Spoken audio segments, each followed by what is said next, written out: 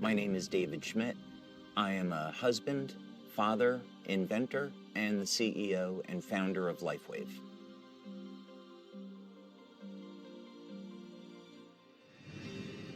From when I was young, I always had an interest in exploring the world and learning about how things work.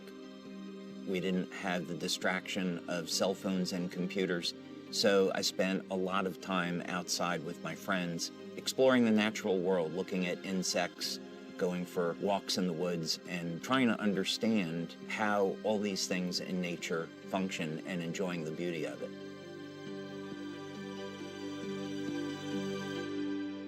So we've asked science to tell us who we are. We have an answer, and many scientists are not comfortable with where that answer is leading. The origin of life problem is, I think most scientists today claim that that is the most difficult problem, and we still face it. Sometimes people talk about, well, we could create life in the lab, but in that case, it's usually an intelligent design explanation because you have the scientists with their intelligence, bringing together chemicals, not that they find in nature, but from a chemical supply company, and then putting them together in some very intentional way. Science is arriving at the place where our ancestors invited us to begin. And that is with the understanding that we are part of, rather than separate from, the world around us. Could it be that who or whatever is responsible for us left us a message? If this is true, where would we look for proof? God has left his fingerprint in nature and in natural design. And by studying nature with this perspective, we can unlock some secrets that have been hidden. The DNA is thought of as a reservoir or a repository of information, but actually it's much, much more than that. There's a message encoded into the DNA of all life. What it says is that the elements that make us who we are not random. And as we begin to embrace what that means, that we're part of everything that we see happening in the world, it gives new meaning to what it means to be human. Not only are we more than the product of random processes, but we are designed to interact with the world around us as well as the world within us. In our DNA, there is actually a link to the ether where light is emitted. Light is information. We are constantly receiving information and transmitting information into the world around us, into the field around us. Light, as it turns out, is the primary control mechanism for everything else that happens in the body.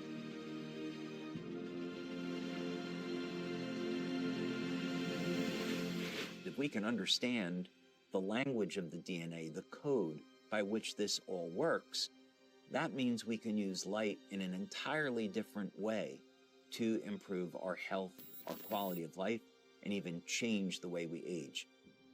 What if we could have an external electromagnetic field that would essentially reset the stem cells that are already in our bodies and get them to function like younger, healthier cells? What if we could embed wavelengths of light into water that would trigger the regenerative mechanisms and cause people to heal at a rate as when they were younger? What if we actually found out that in a book that was written thousands of years ago, that information already existed? The first sentence of the book of Genesis is about, in the beginning, how God created the heavens and the earth. So when God was creating the heavens and the earth, there was a mathematical blueprint, and that blueprint shows up in nature. And it happens to show up in organisms that don't age. The mathematical codes are identical. The implications to this are absolutely extraordinary. There's a new philosophy that is emerging in the scientific community.